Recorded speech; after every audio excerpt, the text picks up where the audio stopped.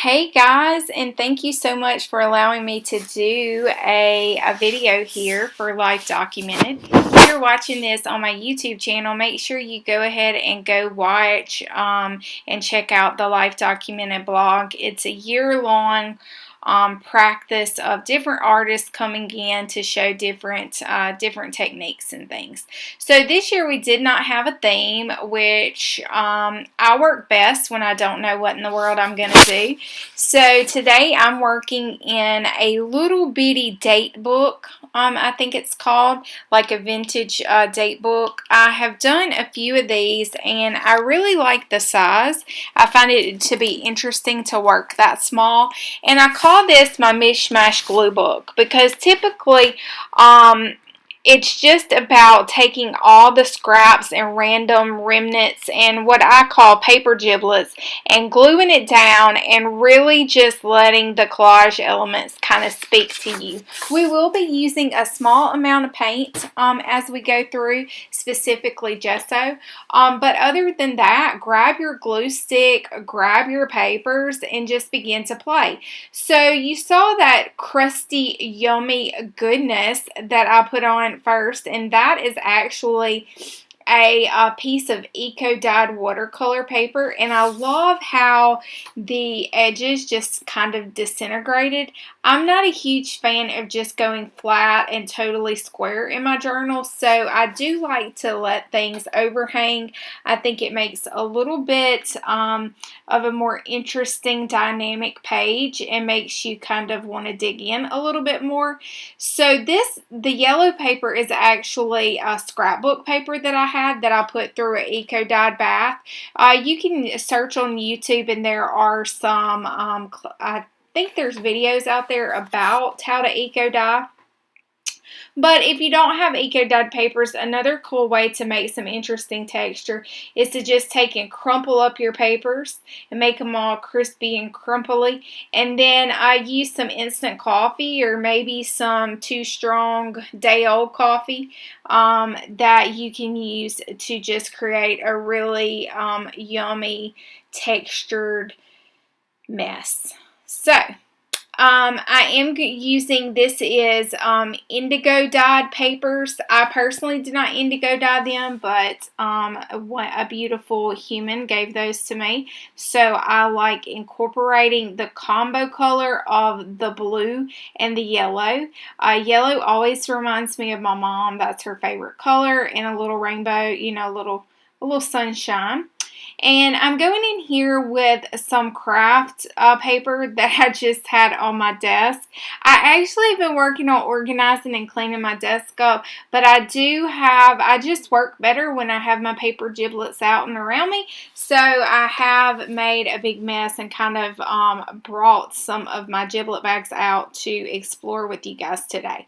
Now, if this is your first time joining me or you don't know who I am Tiffany Goff Smith, the voice behind Southern Gals Designs and the hands that you see here. I love, and I always joke around that masking tape is my spirit animal. So I am sticking masking tape in the middle of the pages just to kind of mute out some of the lines in the date book words and things that could be too bold in the composition. And then I'm also going to be using it just to add some random texture. So grab your masking tape out of your junk drawer and slap that baby on some paper and just watch the amazing texture that it creates. You could also use washi tape in this example as well if you wanted to. That could make for a really interesting play on creating a dynamic background. So I say use what you have and just kind of explore some of the texture elements that I like to play with. So I am going in with some chalky gesso. And you could use regular gesso. I'm not 100% sure that it really makes a huge difference. I think that the chalky is maybe a little more matte and a little more see-throughy, so you can get maybe like a lighter coverage. And I'm just going in here with a paintbrush and just kind of, again, muting some of that background piece down. I don't want, the star of the show hasn't even appeared here yet, so I don't want it to overpower where this page is going. And to be honest with you guys, I have created for so long, these are all things that come very natural that I don't really think about anymore. However, if mixed media is kind of new to you, or you're wanting to explore a little bit more like grungy and messiness, which is typically my style, then I suggest exploring the things that you like. And just being aware, if you feel like a page is too busy, then cover it up. You don't have to be afraid. It's just paper, right? And so now I'm going into one of my tried and true, which is the Lyra Graphite Water Soluble Pencil. You could also use a Stabilo All or a Derwent Ink Tints in a dark color. And what this does is it's actually just going to allow us to have some really grungy gray. And then to that same point, it's also going to make all of those dynamic pieces of masking tape and layers of collage. And if you notice, I did not worry or stress about some of the papers pulling up. Actually, I love that when they get wet and the edges want to kind of crunch up and crisp up. And I actually kind of just use that there, like my fingers, and kind of help it lift up a little bit, because I think you have a very cool textured piece whenever you get through. My husband always makes me laugh because when I show him, if he comes into the studio and he's like, "What are you working on?" he loves to touch the texture. And like, it just invites you to want to rub your fingers across it. So I kind of tinkered here with this neon pink piece of deli paper. And one of the things that I like to do is have colors that you like, and I love pink, on a piece of deli paper, so that if you don't want to commit to actually painting it on there, you can just kind of see what you like, if you like that or you don't like that. So now I'm just using this to create a circle, and this is just going to really bring attention, and I really like this.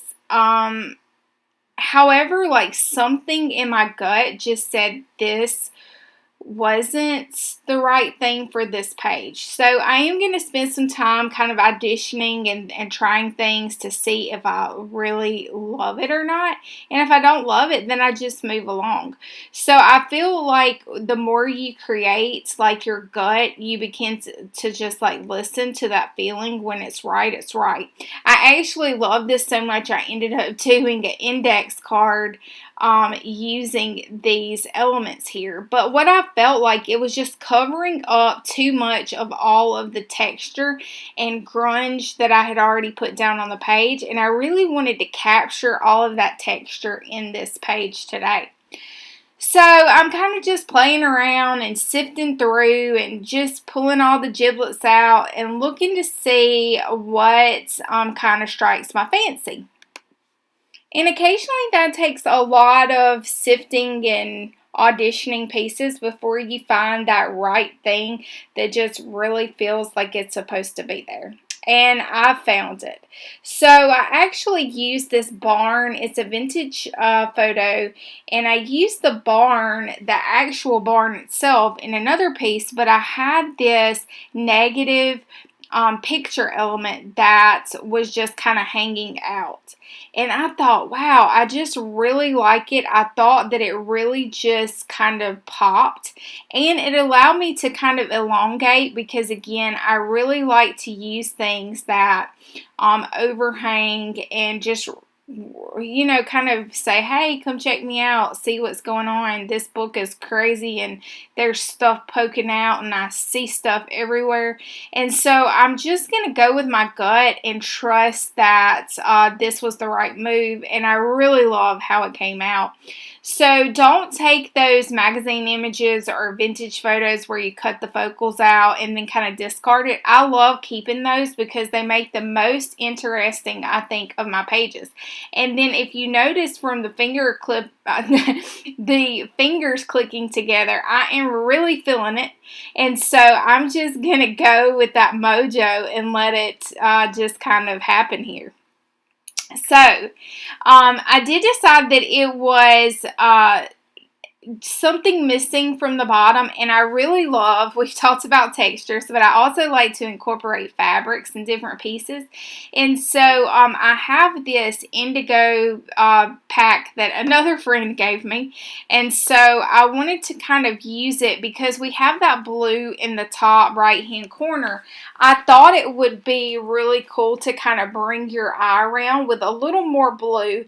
And so I'm going to take this, I guess it's like eyelet fabric or whatever, and I'm going to take just a little square and I'm going to cut that off and just kind of use my fingers to loosen it up and get some of the frayed edges going.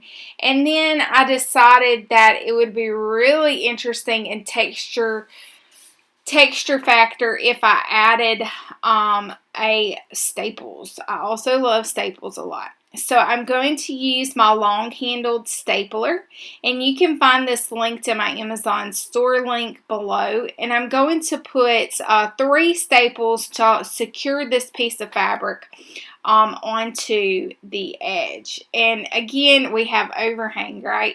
So I'm going to take my scissors and try not to murder myself with stabbing. So be careful with that, guys. But I did want to just spray that a little bit, and I'm really excited about how it's looking. So now I'm going to go in with a charcoal pencil, and I'm just going to bring your attention around the area where this barn is. And then I felt like it was just kind of floating up there. So all I'm going to do is just darken in a little bit of the area and kind of create, I don't know if it's a ladder, I don't know if it's a walkway, I don't really know. But what I do know that it did was accomplish your eye kind of being brought up from the bottom where that blue is and being brought up to that barn area. And then I'm going to take my blending stomp, which has lots of charcoal extras on it, and I'm just going to kind of allow it to smudge and move that to bring your attention to that negative space over there.